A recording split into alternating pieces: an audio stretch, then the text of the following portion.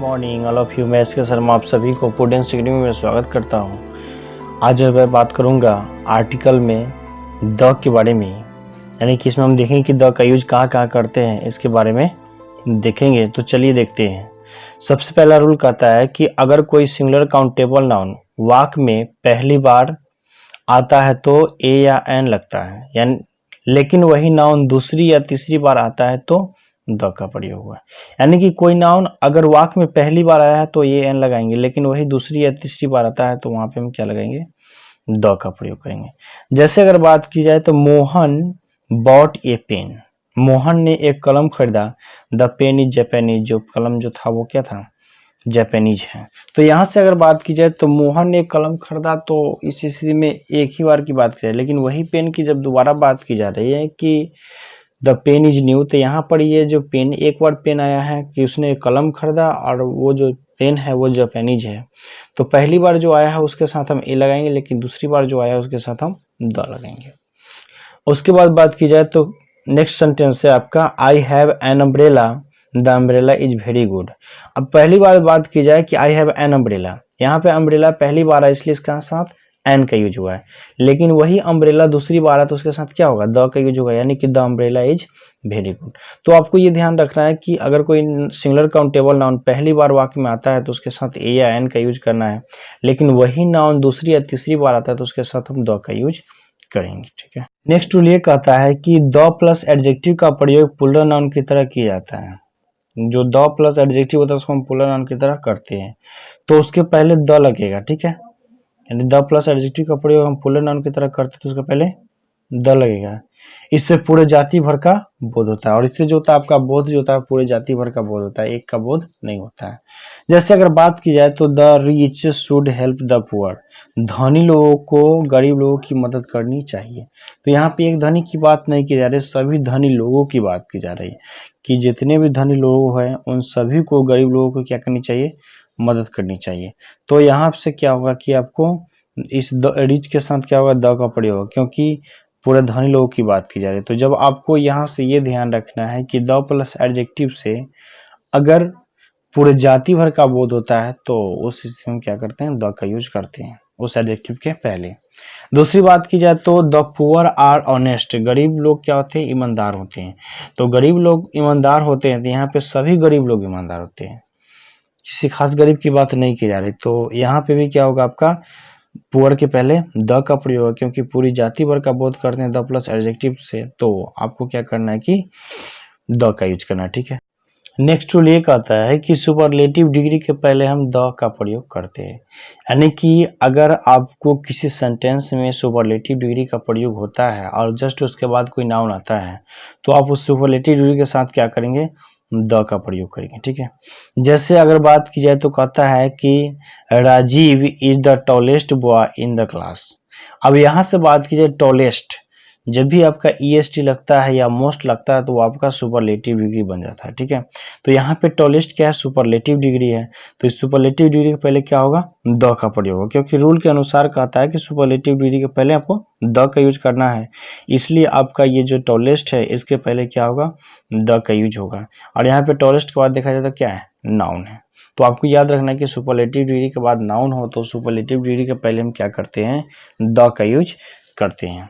Next sentence की बात की जाए तो mister Jha is the oldest man in the village, mister Jha जो है वो सबसे ओल्डेस्ट मैन है इन द विलेज, गांव में। तो यहाँ से अगर बात की जाए तो ओल्डेस्ट मैन, तो आपको ओल्डेस्ट जो है सुपरलेटिव डिग्री, उसके बाद क्या आ रहा है, नाउन आ रहा है। तो जब ओल्डेस्ट आपका सुपरलेटिव डिग्री है और उसके बाद नाउन आ रहा है तो इस सुपरलेटिव डिग्री के पहले क्या होगा, द का यूज होगा, क्योंकि अकॉर्डिंग टू रूल यही कहता है कि सुपरलेटिव डिग्री के पहले क्या करना है, आपको द का यूज करना है। इसलिए यहाँ से जो आपका होगा वो ओल्डेस्ट के पहले द का प्रयोग होगा। ठीक है। नेक्स्ट रूल की बात की जाए तो नेक्स्ट रूल ये कहता है कि सिंगुलर काउंटेबल नाउन के पहले जिससे पूरी जाति का बोध हो ए या एन या द का प्रयोग किया जाता है, यानी कि जब सिंगुलर काउंटेबल नाउन से पूरी जाति भर का बोध होता है तो उसके साथ हम ए एन और द का प्रयोग कर सकते हैं। ठीक है। जैसे अगर बात की जाए ए टाइगर या the tiger is a dangerous animal. ठीक है। तो यहाँ से अगर बात की जाए तो ये आपको दिखा रहा है कि ये टाइगर जो है वो टाइगर जो है वो क्या है, खतरनाक जानवर। तो भाई सभी टाइगर खतरनाक जानवर होते हैं। तो यहाँ से अगर बात किया तो ए टाइगर या द टाइगर, आपका दोनों होगा, क्योंकि टाइगर डेंजरस एनिमल है, ये बात सत्य है। तो यहाँ पे पूरे टाइगर की बात की जा रही है, ठीक है। तो पूरे जाति भर का बात की जा रही है। जब पूरे जाति भर की बात की जा रही है तो आप वाक्य के शुरू में ए या द दोनों लगा सकते हैं, ठीक है। उसके बाद बात की जाए द काउ या a cow is useful animal, तो गाय एक लाभदायक जानवर है। ये गाय जो है आपके पूरी जाति भर के गाय की बात की जाए कि जितने भी गाय होते हैं वो सभी क्या है, लाभदायक होते हैं। तो उस स्थिति में आपका ए और द दोनों का यूज होगा, क्योंकि जब भी आप पूरी जाति भर का बोध करेंगे तो आपको ध्यान रखना है कि जब भी हम पूरी जाति भर का बोध करते हैं तो उसके पहले हम ए एन या द का यूज करते हैं। इसलिए यहाँ पे इस काऊ के पहले ए और द दोनों का यूज होगा और इस टाइगर के पहले भी ए और द का यूज होगा, ठीक है। नेक्स्ट रूल है कि जब किसी वाक्य की बनावट noun plus preposition plus noun हो तो पहले वाले नाउन के साथ आपको द का प्रयोग करना है, ठीक है। आपको यहाँ पर ये ध्यान है कि नाउन प्लस प्रीपोजिशन का मतलब क्या है कि आपको नाउन के बाद कोई भी प्रीपोजिशन हो सकता है, चाहे ऑफ हो सकता है, इन हो सकता है, टू हो सकता है, तो ये सभी प्रीपोजिशन आ सकते हैं। तो अगर किसी वाक्य की बनावट noun plus preposition plus noun हो तो आप क्या करेंगे, पहले वाले नाउन के साथ आप द का प्रयोग करेंगे। जैसे अगर बात की जाए कि he likes the T of us India, वह पसंद करता है द टी ऑफ इंडिया, यानी कि भारत के चाय को वह क्या करता है, पसंद करता है, भारत की चाय को वह पसंद करता है। तो यहाँ पर अगर वाक्य की बनावट दिखाई the T plus preposition plus India, यानी कि T plus of plus India है, जो कि आपका noun plus preposition plus noun है, इसलिए इसके पहले वाले नाउन के साथ क्या होगा, द का प्रयोग होगा। उसके बाद अगर बात करते हैं तो the people of Bihar in trouble, तो the people of Bihar in trouble. अब यहाँ से बात की जाए तो पीपुल ऑफ बिहार, यानी कि पीपुल क्या है, आपका नाउन है प्लस ऑफ प्रीपोजिशन है, उसके बाद बिहार क्या है, नाउन है। तो इस यहाँ से भी वाक्य की बनावट जो है noun plus preposition plus noun है, इसलिए पहले वाले नाउन के साथ द का प्रयोग होगा, जिसके कारण पीपुल के साथ क्या हुआ, द का प्रयोग किया गया है। नेक्स्ट रूल की बात की जाए तो the water of this glass is fresh, the water of this glass, यानी कि इस ग्लास का जो पानी है वो क्या है, ताजा है, फ्रेश है। तो यहाँ से बात की जाए तो water plus preposition plus this glass, यानी कि water plus preposition plus noun, noun plus preposition plus noun.